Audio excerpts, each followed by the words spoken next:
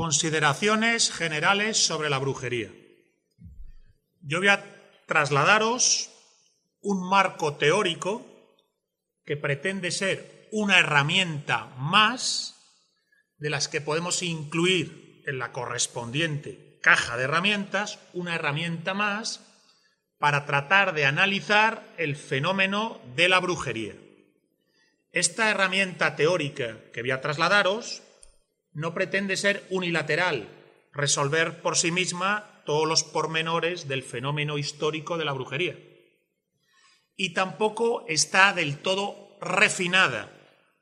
El marco teórico que os traslado, con vocación de herramienta de análisis, todavía se puede terminar de refinar y perfilar. Alguien puede coger la herramienta que yo traslado y seguir tirando de ella. Por tanto, lo que os traslado es en todo momento un marco general, que no pretende negar el resto de herramientas, no pretende negar el resto de la hermenéutica sobre la brujería, no tengo la respuesta definitiva sobre la brujería, y la propia herramienta que os doy se puede seguir trabajando, está pendiente de sacarla a todas sus posibilidades teóricas. Punto de partida, entonces, un marco teórico que pretende ser una herramienta más en el análisis de la brujería. Una herramienta que además, insisto, puede seguir perfilándose y refinándose. A partir de aquí, mirad, lo primero que hago es distinguir los 4 ciclos espirituales o religiosos de la civilización europea. 4 ciclos fundamentales. El primero de ellos es el ciclo paleolítico. Ciclo paleolítico que podemos decir que tiene un horizonte espiritual chamánico animista. Chamánico animista y totémico, alrededor de la idea del animal sagrado. El mundo paleolítico se mueve en ese horizonte espiritual, chamánico animista. Sobre dicho ciclo paleolítico se superpone una segunda capa que jerárquicamente subsume al ciclo paleolítico, pero no lo niega, lo absorbe y lo hace suyo. Sería el ciclo neolítico, que vamos a llamar telúrico inmanentista. El ciclo paleolítico es chamánico animista, el ciclo neolítico es telúrico inmanentista. Y aquí la figura sacra no es el animal sagrado del ciclo paleolítico. Aquí la figura sacra es la Magna Mater, la gran diosa, la diosa triple, la diosa blanca que llamaba Robert Graves. En el mundo neolítico, el centro de la realidad trascendente es el telur, las entrañas de la tierra. Y ese telur lo he llamado centro trascendente. Me he equivocado, no es correcto decirlo así. El mundo neolítico es inmanentista, no hay horizonte de trascendencia.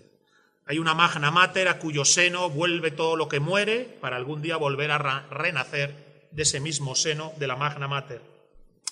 Y en ese mundo telúrico inmanentista de una gran diosa madre neolítica se incorpora jerárquicamente subsumido a dicha madre el horizonte chamánico animista del paleolítico.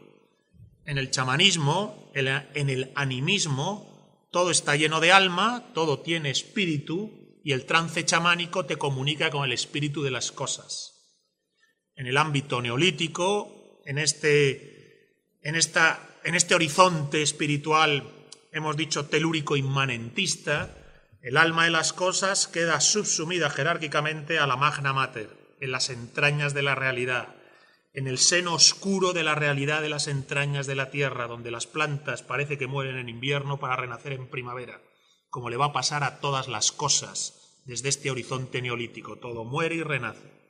Bien, entre el neolítico y el paleolítico surge un primer ciclo completo de espiritualidad europea. El ciclo chamánico y el ciclo neolítico inmanentista. Bien, una tercera capa que se superpone a las otras dos y que en este caso las relega a un lugar secundario, las traslada a un lugar secundario. Es el ciclo pagano indoeuropeo, que antes se llamaba ario, pero que ya no podemos llamar así por todos los problemas que han surgido alrededor de esta palabra y su uso político en el siglo XX, ¿verdad? el ciclo indoeuropeo o ciclo ario, que se superpone al mundo neolítico y que hace referencia a la llegada del mundo indoeuropeo a Europa, del mundo ario a Europa a partir de la Edad del Bronce. Y este es un ciclo solar, heroico, patriarcal y guerrero. Y el referente ya no es ni el animal sagrado del chamanismo, ni la diosa madre del neolítico. El referente es un dios solar, masculino, viril, heroico y guerrero. Utilizando acá la terminología del filósofo ruso Alexander Dugin, diré que el mundo indoeuropeo es el logos de Apolo, señor de la luz, la forma y el autoconocimiento. El logos de Apolo, el dios solar y luminoso, que acaba con la serpiente de las entrañas de la tierra, con la serpiente Pitón, que es una traslación de esa diosa madre. En la diosa madre, la serpiente es discípula. En el logos de Apolo, la serpiente es dragón que debe ser derrotado. Este mundo neolítico, este mundo indoeuropeo se superpone al ciclo prehistórico. Se superpone al ciclo prehistórico y en este caso lo desplaza. Jerárquicamente lo saca de la ecuación y lo convierte en marginal. Digo esto porque las primeras referencias que tenemos sobre la brujería, los teléfonos, por favor, apagados o silenciados, ¿verdad? Decía, las primeras referencias que tenemos sobre la brujería en el registro de las fuentes clásicas, de las fuentes literarias, la primera referencia que tenemos a la brujería proviene del ciclo pagano. La primera vez que oímos hablar de brujas es en el ciclo pagano indoeuropeo. Las brujas de Tesalia, ¿verdad? Bien, pues, ojo. La primera idea que quiero trasladar es que la brujería es en primer lugar la pervivencia, a pesar de la capa indoeuropea, de elementos provenientes del ciclo neolítico y paleolítico, del ciclo chamánico animista y del ciclo telúrico inmanentista y el culto a la diosa madre. Fijaos, entre ese chamanismo animista paleolítico y la gran diosa madre ha habido una interrelación jerárquica, pero no ha habido una antítesis. No son contrarios entre sí. Bien, entre el mundo indoeuropeo, entre el logos de Apolo y lo que voy a llamar el logos de Cibeles o el logos de Hécate. Recordar, Cibeles, Hécate, Cali, diosas madre de la destrucción, la oscuridad, son las diosas propias de la brujería en un sentido eminente. Entre el logos de Apolo y el logos de Hécate no hay complementariedad, son antitéticos. El mundo indoeuropeo solar, heroico y patriarcal. El mundo neolítico inmanentista, matriarcal, telúrico. Entre lo telúrico y lo solar hay una distancia que hace el mundo ario. O sea, la primera referencia a la brujería que tenemos es la lectura que hace el mundo ario, la lectura que hace el mundo indoeuropeo de las pervivencias que pueda haber durante la Edad del Bronce y durante la Edad del Hierro de ese pasado telúrico inmanentista y matriarcal. Ahora, al ciclo pagano ario, al ciclo pagano indoeuropeo, en la historia religiosa y espiritual de Europa, se le superpone una siguiente capa, la última y definitiva, que es el ciclo cristiano. El ciclo cristiano que ya no es solar, patriarcal, heroico y guerrero. El ciclo cristiano que es devocional, sacerdotal y confesional. De la figura del mago ario, del ritual romano, de los rishis de los Vedas, se ven sustituidos por el sacerdote cristiano, la devocionalidad cristiana y la confesionalidad religiosa. La capa cristiana se superpone al mundo pagano indoeuropeo. Y aquí encontramos una nueva referencia a la brujería. Desde la capa cristiana, las antiguas pervivencias paganas en la noche de San Juan, en el solsticio de invierno, en las fiestas de todos los santos, en el culto a los bosques, a los manantiales, a la naturaleza, el ciclo cristiano considerará que hay una brujería. Hay que entender que para el ciclo cristiano para lo que voy a llamar el logos de Cristo, el logos crístico. Fijaos, he hablado del logos de Apolo, el logos de Cristo. Dios mismo interviene en la historia humana. Está Dios y la creación, pero la distancia entre Dios y la creación se salta, se rompe, cuando Dios mismo se hace historia en la figura de Cristo.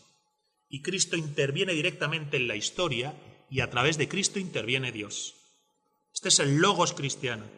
Tiene una visión historicista. En el logos de Apolo, en el mundo indoeuropeo, la naturaleza y los hombres son continuidad de Dios. Dios interviene constantemente. Es una trascendencia inmanente. El mundo indoeuropeo, por decirlo así, no tiene un concepto laico de la naturaleza. ¿Entendéis? No tiene un concepto laico de la naturaleza. La naturaleza, el universo, es manifestación y continuidad del principio supremo. Ahora, entre el logos cristiano y el logos de Apolo, entre el ciclo cristiano y el ciclo indoeuropeo, no hay antítesis. No hay antítesis. Igual que no la había entre el ciclo chamánico y el ciclo telúrico matriarcal. No hay antítesis. El mundo cristiano absorbe el mundo pagano. Absorbe el platonismo. Platón es la figura por excelencia de la filosofía indoeuropea, del logos de Apolo. Entonces el mundo cristiano absorbe el mundo indoeuropeo, no lo niega, no lo saca de la ecuación, como había hecho el mundo ario con el ciclo neolítico de la gran madre, de la diosa madre. El mundo cristiano absorbe el mundo indoeuropeo, lo hace suyo y lo cristianiza. Genera otro bloque para la espiritualidad europea. Y fijaos acá, importante. Las pervivencias que a pesar de esa absorción que hace el cristianismo del ciclo pagano, las pervivencias que el paganismo todavía tenga, como he dicho antes, en el bosque sagrado, en la fuente sagrada, en la noche de San Juan o en la noche de todos los santos, el cristianismo lo considerará brujería. Tenemos ya dos referencias a la brujería, ¿verdad? La que hacen los indoeuropeos por las pervivencias del culto a la diosa madre, y eso es brujería, y una segunda brujería, las pervivencias que desde el ciclo cristiano se dan del ciclo pagano indoeuropeo. Entonces, cuando tú estudias la brujería, lo primero que hay que hacerse cargo es quién te habla de las brujas y a qué dice que es brujería. Bien, pues para el mundo pagano, grecolatino, incluso para el mundo celto-germánico, la brujería es cuando se manifiesta algo del ciclo anterior, de la diosa madre. Para el ciclo cristiano, la brujería es cuando se manifiesta algo del ciclo pagano indoeuropeo, cuando se celebran fiestas en la noche de San Juan con hogueras y se consideran brujerías. ¿Entendéis mi argumento? Lo vais siguiendo, ¿verdad? Vale, pues yo lo que planteo es lo siguiente. Brujería, en un sentido eminente y verdadero, solo es cuando se manifiesta algo anterior al ciclo indoeuropeo y al ciclo cristiano. Brujería es solo lo que es antitético al ciclo solar, al principio solar. Mirad, para el mundo paleolítico, para las creencias chamánico-animistas, todo se desarrolla en un plano horizontal. No hay una gloria trascendente, no hay una luz de lo alto que da forma a la realidad natural. La realidad natural lo es todo, pero tiene un plano invisible, el plano preternatural, que diría un teólogo. En el chamanismo animista todo ocurre en ese plano. No hay un Dios de lo alto que ordena todas las cosas de manera vertical y convoca a los hombres a algún día retornar a lo alto. Por tanto, el ciclo paleolítico animista es horizontal. El plano telúrico del ciclo neolítico, el mundo inmanentista telúrico de la diosa madre, vuelve a ser horizontal. Lo único que hay es una capa inferior donde está el corazón negro de la madre. Corazón negro porque es, fijaos, como el útero, donde se va a esa oscuridad y se muere y se renace, como les pasa a las plantas en la oscuridad del invierno, que vuelven a aparecer con la luz de la primavera. De ahí el inmanentismo neolítico. Recordad, el neolítico es el que domestica las plantas y entiende a partir de ese momento el ciclo de la naturaleza vinculado a los astros. Es un plano horizontal En el mundo neolítico, de nuevo, no hay una gloria de lo alto, no hay una luz de lo alto que vertical baja y ordena el mundo. Todo está en el mismo plano horizontal de muerte y resurrección, de samsara.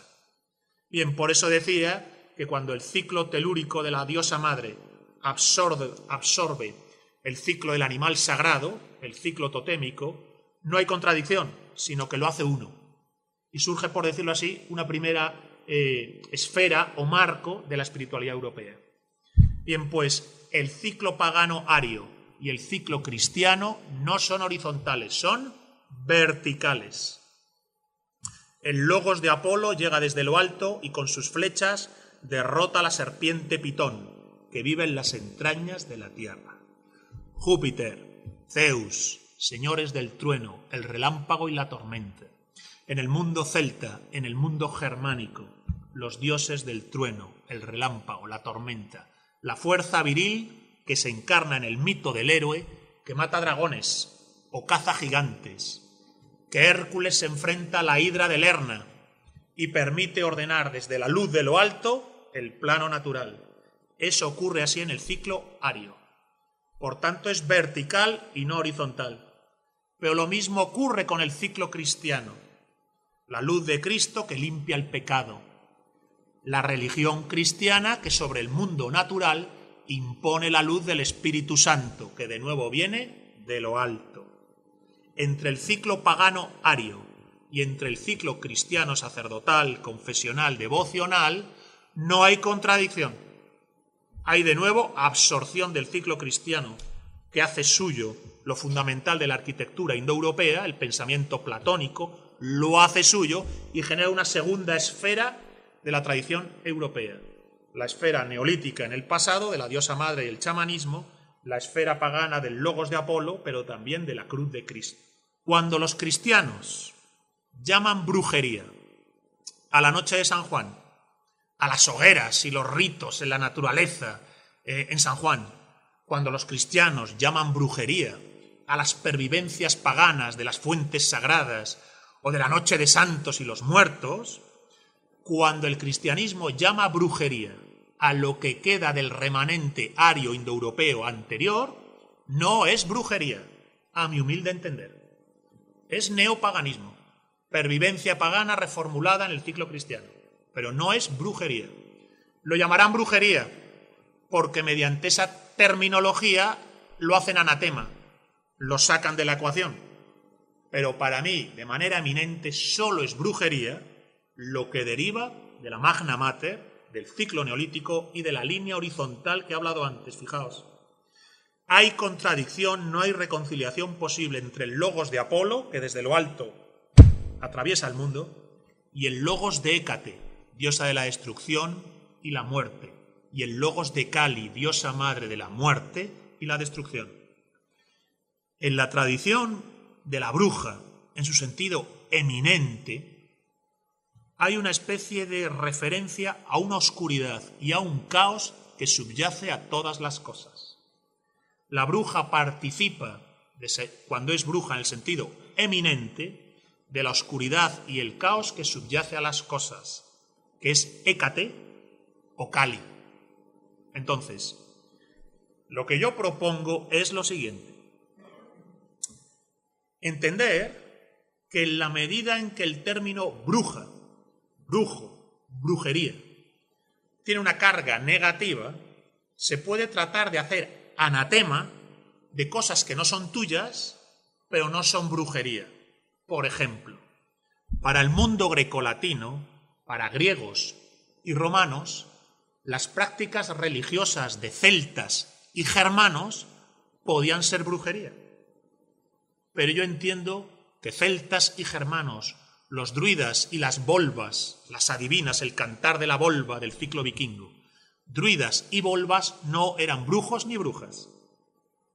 No están participando del culto a Kali, ni el culto a Cibeles, ni el culto a Hécate.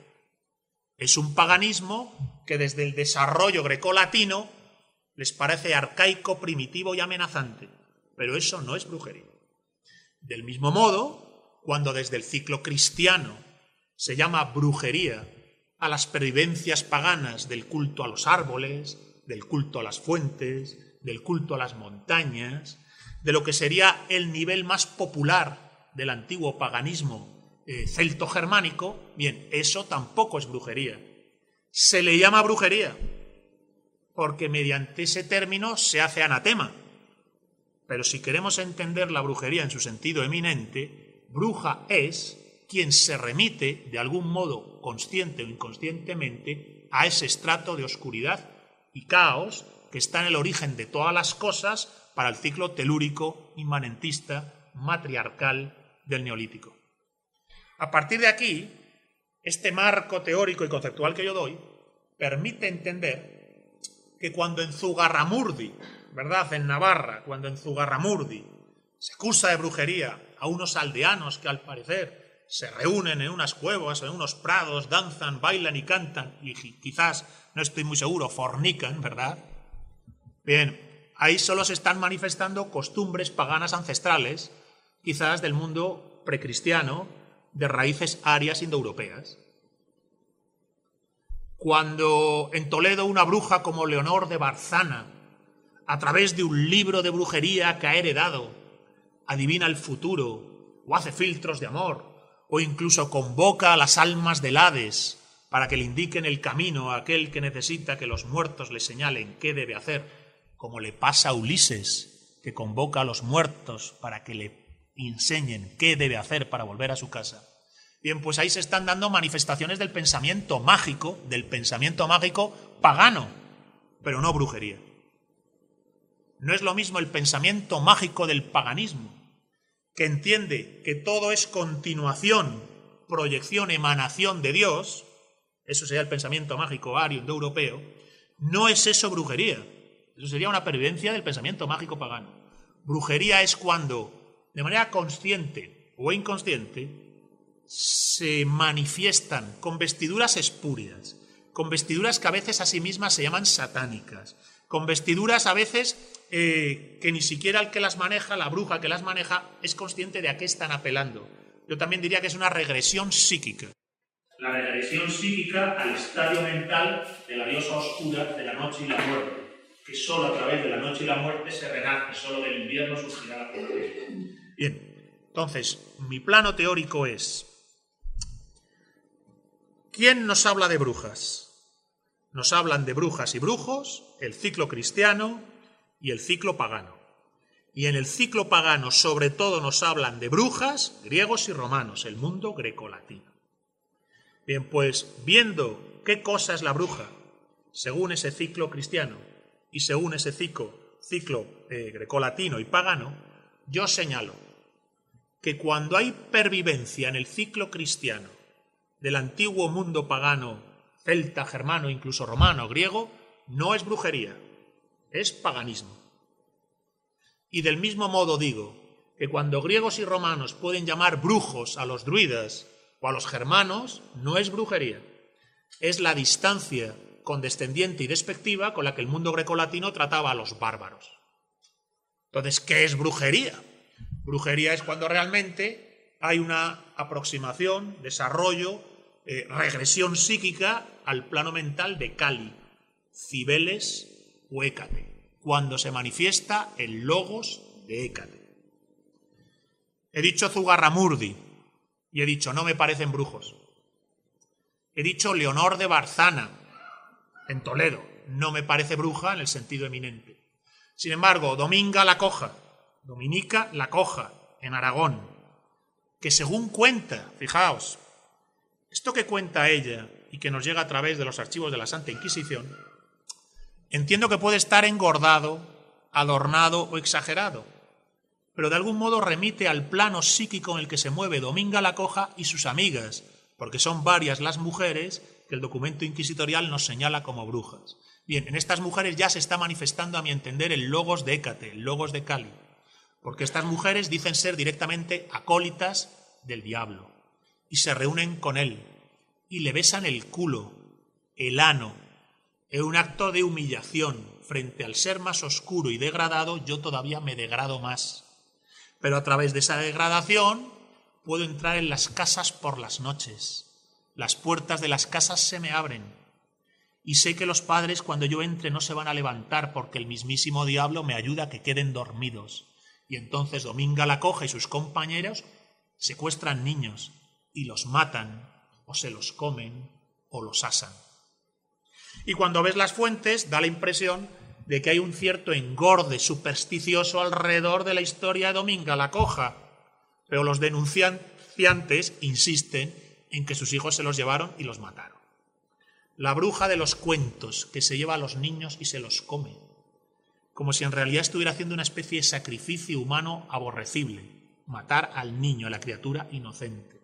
La bruja de las leyendas que se lleva a los niños, los famosos Stolen Child de la tradición británica, los niños trocados que encontramos en Galicia y en Extremadura.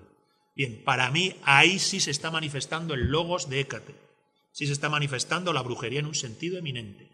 Estamos volviendo a la diosa madre que exige sacrificios humanos. Estamos hablando a la idea de que si queréis mantener el orden y que el orden no se pierda de esa inmanencia de la cual nunca se sale, porque del seno de la madre no se va a salir, mientras que en el mundo indoeuropeo se sale de este plano, se retorna a los cielos junto a los dioses de lo alto, como dice Silio Itálico que hacen los celtíberos si mueren espada en mano, se retorna a lo alto junto a los dioses de lo alto, se sale de este mundo de muerte y resurrección, de invierno y primavera, se sale del samsara. Bien, en el culto a la diosa madre no se sale del samsara. Estás aquí para siempre. Nunca podrás subir a lo alto, nunca podrás, como en el ciclo cristiano, salvar tu alma y vivir en los cielos junto a los santos. Bien, pues en ese ciclo del que nunca se sale y manda tiránica esa diosa madre, diosa triple, como la llama Robert Graves, aunque Robert Graves practica una especie de adoración a la madre, él está más en el ciclo neolítico, Robert Graves quiere que actualicemos el culto a esa madre inmanentista y telúrica. Yo estoy en las antípodas de esa idea. Yo entiendo que Europa ha de volver al logos de Apolo. Solo nos salvaremos si volvemos al logos de Apolo. En cualquier caso, en la bruja lo que hay ante todo es la manifestación, emanación o regresión psíquica a esa manera de entender la vida o de sentirla, que sería el plano telúrico, chamánico y animista. Entonces, esta es mi propuesta. Una propuesta que quiero que vaya a la caja de herramientas, es decir, no lo dice todo. Lo que yo he dicho de la brujería no es todo lo que se puede decir. Esta herramienta tiene que entrar con otras muchas a los casos concretos que recojo en estos distintos libros. Por cierto, recomiendo Brujas, sabias y malditas, de Raúl Ferrero Martínez. Su tesis no es la mía, pero está muy bien cómo va desarrollando algunas ideas sobre la brujería. Aquí, por ejemplo, podríamos entrar en las brujas literarias de la tradición española. Fijaos, la Celestina y la Camacha. La Camacha la recoge Miguel de Cervantes en el Diálogo de los Perros. La Camacha, por lo que cuenta Cervantes de ella, que la Camacha existió. La Camacha fue penitenciada por la Santa Inquisición. Y cuando Cervantes recibe noticia de la Camacha en Montilla, en Córdoba, esa mujer hasta hace no tanto estaba allí viviendo. Es contemporánea casi de Cervantes. La Camacha me recuerda a las brujas de Tesalia, que provocan tormentas, que adelantan las cosechas, que las retrasan. Parece que están más en la magia pagana, pero pensad en la Celestina, que invoca a triste Plutón, invoca al mismísimo demonio para someterle a su voluntad. Las fuerzas oscuras en la mujer oscura. Para mí en la Celestina hay mucho más del logos de Hécate que en la Camacha. Por tanto, y para cerrar, pues vamos ya justos de tiempo, ¿verdad? Casi la hora de comer. Para cerrar, mi planteamiento es que si hay 4 ciclos sucesivos en la espiritualidad europea, el ciclo paleolítico, chamánico animista, el animal sagrado, el tótem, el ciclo neolítico, telúrico, inmanentista, de la gran madre, de la gran diosa madre, el tercer ciclo, el logos de Apolo, el ciclo ario indoeuropeo, heroico, solar, guerrero, patriarcal, y finalmente el ciclo cristiano, devocional, confesional, sacerdotal, pero basado también en la vertical como Apolo, en este caso a través de la redención. La redención del santo no es la misma que la sublimación del héroe, que la apoteosis del héroe. En el ciclo pagano está la apoteosis del héroe. En el ciclo cristiano, la redención de los pecadores para llegar a santos, ¿no? Por la intermediación de Cristo. Son 2 ciclos verticales. Los 2 ciclos del paleolítico y del neolítico son horizontales, de aquí no se sale. De la vida y la muerte no se sale, ¿verdad? Bien, en el ciclo del logos de Apolo, en el ciclo del logos de Cristo, de aquí se sale y se sube a lo alto.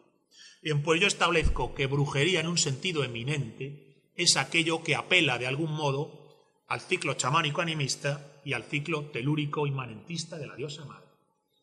No son brujos los druidas, aunque lo digan los romanos, y no es brujería las fiestas en las aldeas remotas del noroeste de España, en el Bierzo, cuando llega la noche de San Juan o llega la noche de Todos los Santos. Eso no es brujería, es la antigua magia indoeuropea, reformulada en el contexto de la aldea medieval, con cultura cristiana. Bruja es cuando hay un descenso, acercamiento, como emanación de lo profundo. Yo en realidad considero que es una regresión al plano del logos de Hécate, del logos de Cal. Y por mi parte, poco más. Dejo tiempo entonces para establecer tertulia y debate, por eso no he querido prolongarme y estaré encantado de escuchar vuestras preguntas, responder si tengo respuesta o dialogar con vosotros sobre el plano teórico que os he trasladado. Muchas gracias.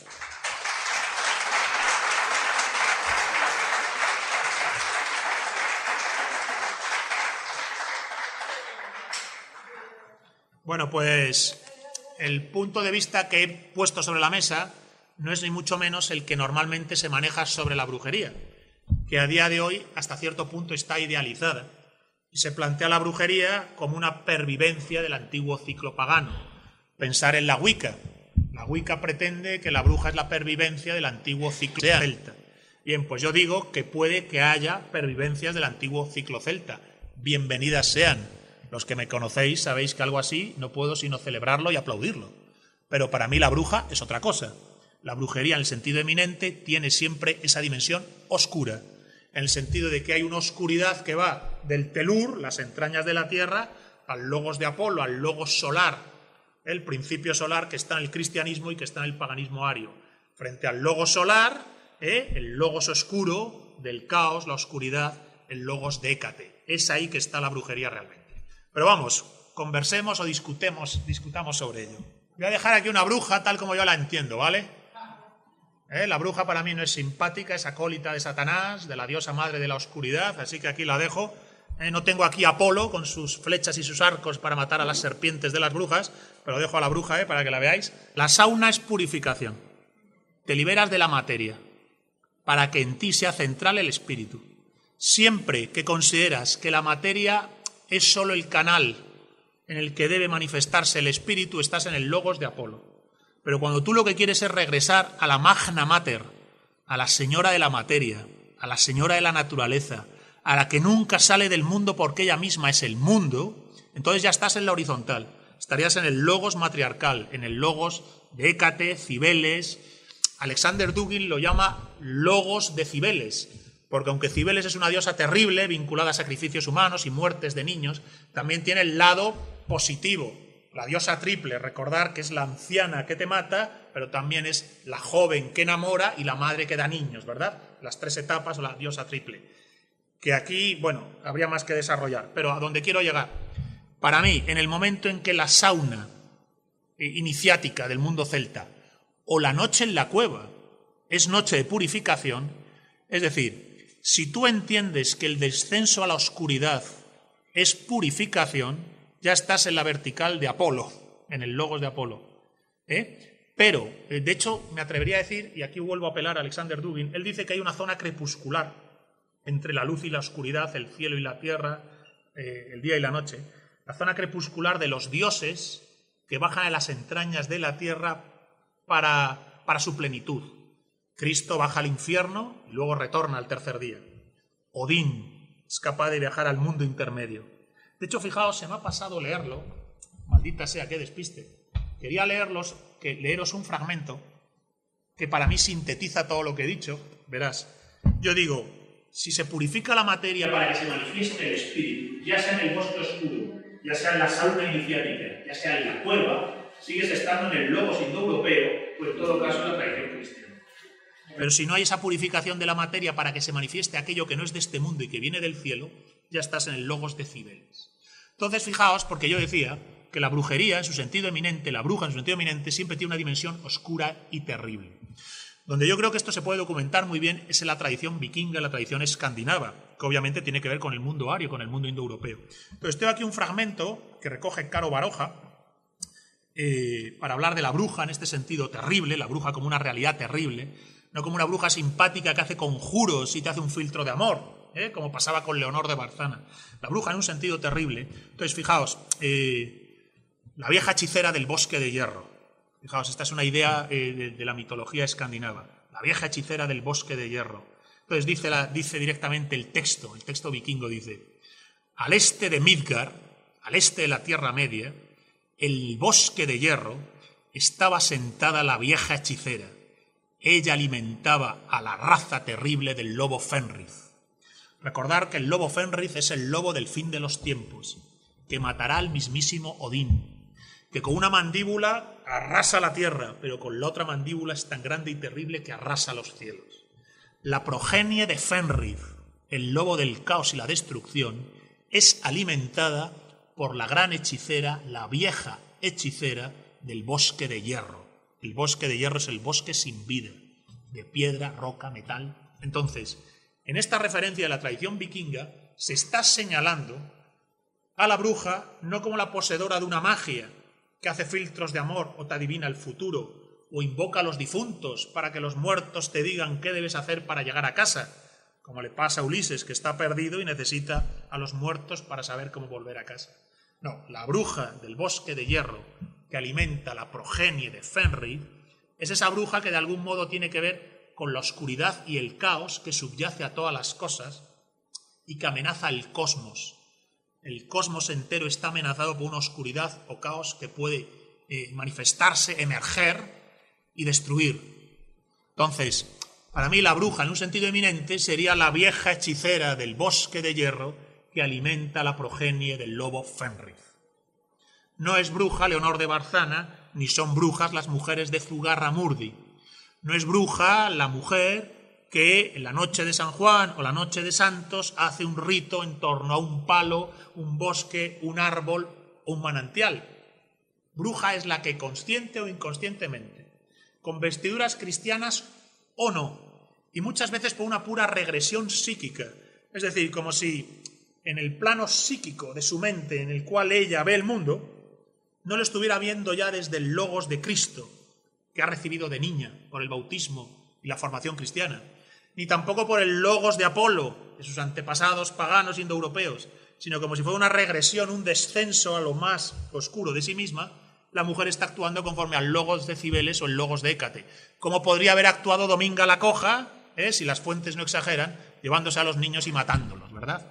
Bien, pues yo afirmo que la bruja es esta bruja, vieja hechicera, del bosque de hierro, que alimenta la progenie de Fenrir.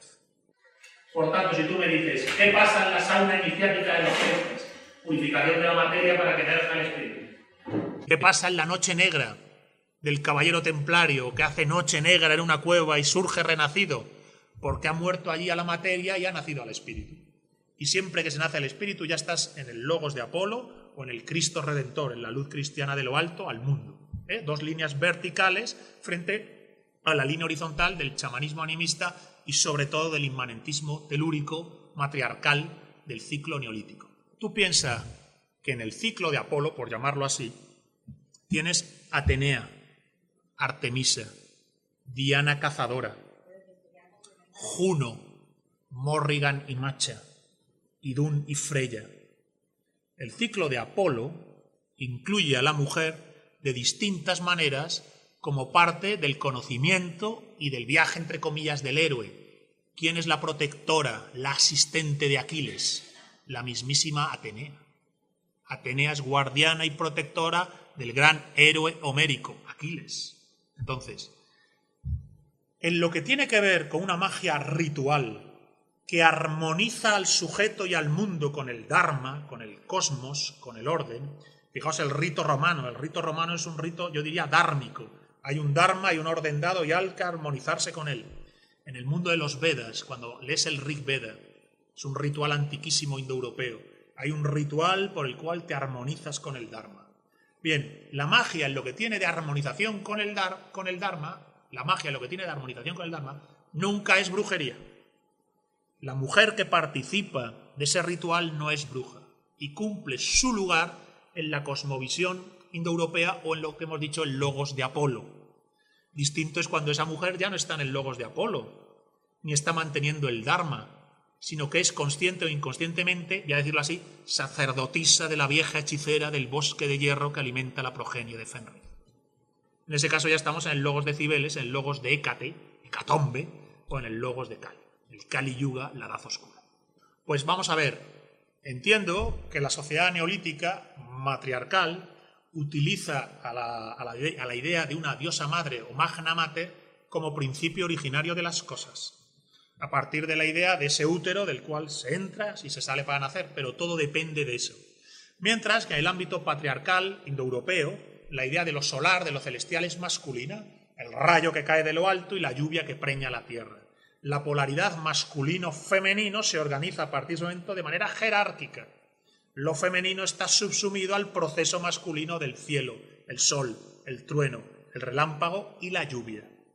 Entonces, cuando se estudia la prehistoria europea, da la impresión de que el mundo neolítico preario, preindoeuropeo, el mundo del dolmen, del cromlech, de los menires, la cultura megalítica, que cuando se dice matriarcal no hay que pensar que fuera que las mujeres mandan y los hombres obedecen, ni cuando se dice patriarcal significa que los hombres mandan y las mujeres obedecen. Insisto, Aquiles obedece a Atenea. Aquiles obedece a Atenea. Entonces, cuando yo digo matriarcal o patriarcal, quiero decir que para esa cultura la raíz última y el principio de las cosas tiene una cualidad femenina o masculina, de magna mater o de dis pater. Magna mater, la gran madre, dis pater, Dios Padre. Recordar que los romanos hablan de un dis pater misterioso que está en el principio de las cosas. Dicen, los celtas en realidad adoran al dis pater, al gran Dios Padre. Entonces, en esa... claro, es un proceso histórico que se nos escapa. En lo que fue el fin de la civilización megalítica y la llegada de los invasores indoeuropeos en la Edad del Bronce a partir del año 2200-2000 a.C., el mundo indoeuropeo subsume el mundo neolítico matriarcal y jerárquicamente lo ubica debajo. Y tendrá sus propias diosas, hemos dicho Atenea o Diana, Diana cazadora, que sabéis que si los hombres la ven lavarse desnuda quedan malditos, ¿verdad? Bien, es decir, no hay una negación de la feminidad, pero sí que hay una especie de sacar de la ecuación lo que pueda tener la feminidad de símbolo de muerte y destrucción, de Kali, de Hécate o de la propia Cibeles. Yo entiendo que va ahí. Lo que pasa es que creo que nos falta a veces quizás restos arqueológicos y fuentes para seguir tirando el hilo y discernir esta cuestión, pero en un marco teórico general se mueve más o menos como yo lo creo, se mueve más o menos como lo he trasladado.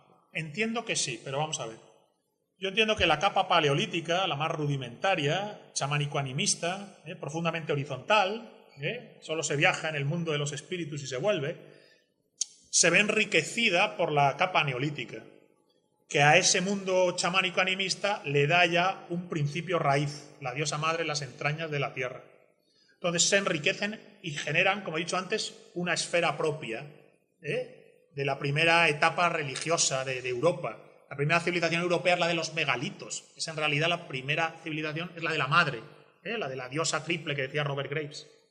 Ahora, cuando llega la capa indoeuropea, trae un logos distinto completamente, porque trae un logos vertical, que rompe esa idea horizontal inmanentista que habíamos encontrado en el chamanismo o habíamos encontrado en el telurismo matriarcal neolítico. Entonces, esa vertical ya genera una antítesis, una diferencia. ¿Se pueden enriquecer? Claro que se pueden enriquecer. Pensemos en la Madre Divina. Las madres divinas, madres santas, tanto del ciclo pagano como del ciclo cristiano. El ciclo cristiano es evidente. La Virgen, la Madre Divina, la Virgen, que se la reza en una encina, en una fuente, en una cueva, que es señora de misericordia, de amor, de paz, de sanación, la Madre Divina. Pero aquí la clave es que, por decirlo de algún modo, queda esta imagen, este arquetipo que veis en este muñecote, ¿lo veis? La idea de la mujer terrible, de la muerte y la destrucción, que es la vieja hechicera del bosque de hierro que los vikingos señalan que alimenta la progenie de Fenrir, que es el lobo del caos, del Ragnarok, del fin de los tiempos. Entonces, claro que hay enriquecimiento. De hecho, cuando una capa se superpone a la otra, no desaparece, la incorpora. Ahora, cuando llega el logos de Apolo vertical, la incorporación es diferente. Yo creo que lo que hace es dejarla a un lado y convertirla en una especie de círculo marginal que rodea el escenario principal. Entonces, en la tradición cristiana también se asume y se integra el logos de Apolo, el logos de Cristo asume el logos de Apolo, pero de nuevo genera un círculo marginal donde quedaría ese ámbito telúrico y animista. A día de hoy yo no sé qué cosa es la brujería. Es decir, si tú me dices brujería contemporánea, yo sé y creo que a día de hoy, no es lo mismo decir saber o creer, entonces voy a decir de otra manera. Yo creo, no, saberlo no puedo saber al 100%, yo creo que podemos hablar de la brujería al hablar de qué cosa decían que eran las brujas en el ciclo cristiano y qué cosa eran las brujas desde el ciclo pagano. Entonces, para ver si lo he dicho bien. Creo que lo que podemos saber de las brujas, y digo creo porque no lo sé del todo, que lo que podemos saber de las brujas es lo que se nos dice que son las brujas desde el ciclo cristiano y desde el ciclo pagano. ¿A día de hoy hay brujería? Bien, yo entendería que a día de hoy, a priori, no. Porque el mundo moderno no es ya de ninguno de estos logos. No me atrevería a decir qué clase de logos es el logos moderno. Yo entiendo que es el logos del nihilismo, pero entonces no es un logos. Estaríamos en la ofuscación. Para el mundo moderno es cualquier cosa menos un logos. Entonces, yo no sé qué cosa es la brujería si existe a día de hoy. Podría ser una reformulación que se hace desde el presente de los restos que tenemos del paganismo. Una reformulación que hacemos con lo que estudiamos del pasado para hacer una brujería contemporánea, sí, una brujería moderna.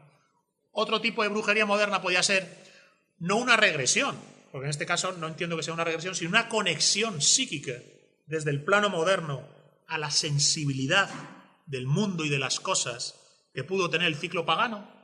Pudiera ser. Fijaos que una cosa es una reformulación y otra cosa es una reconexión con la sensibilidad pagana. También quizás la brujería pudiera ser entonces simplemente una pervivencia. Y decir, no, es que hay pervivencias en algunos lugares del ciclo pagano.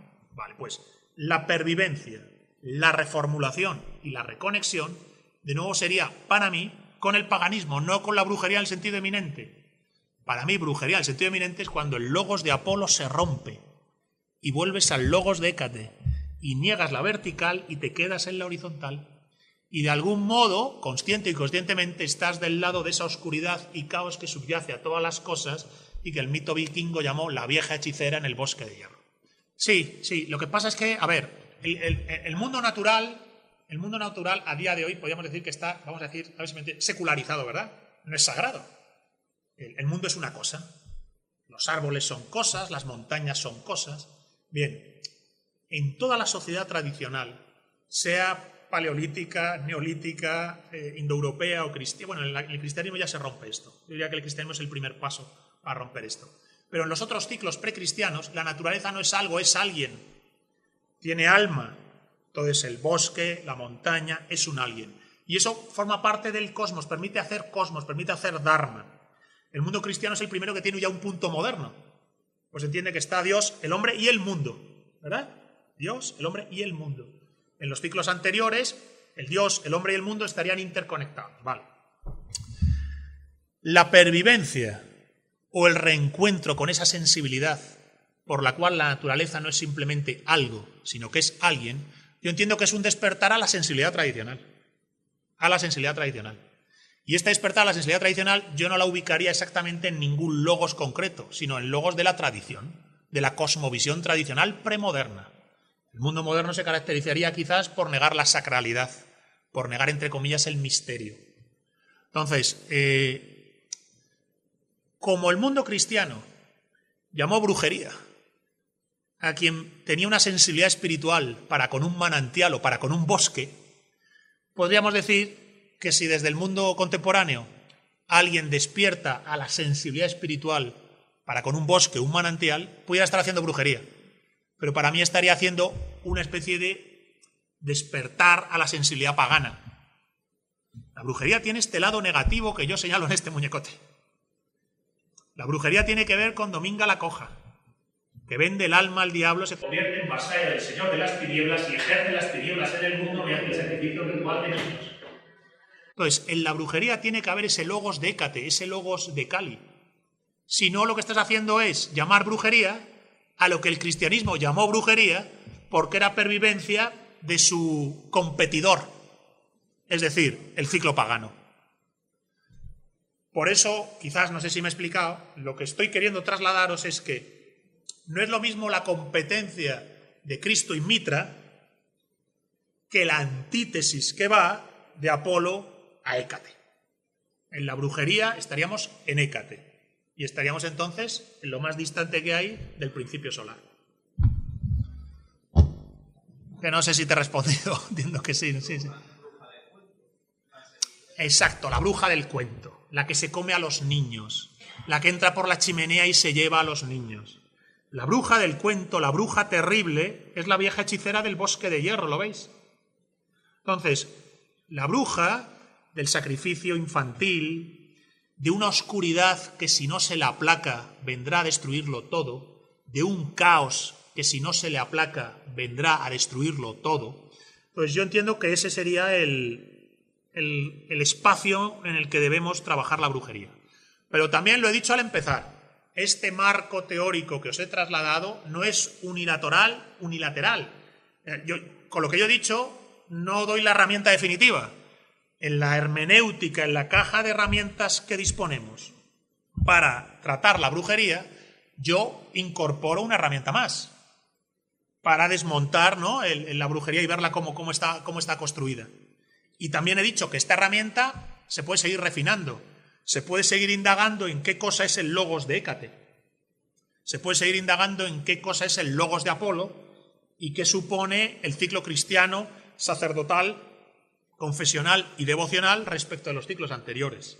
Por tanto, yo estoy trasladando una herramienta de análisis, pero no pretendo que ese análisis que yo he hecho a partir de esa herramienta lo diga ya todo sobre la brujería.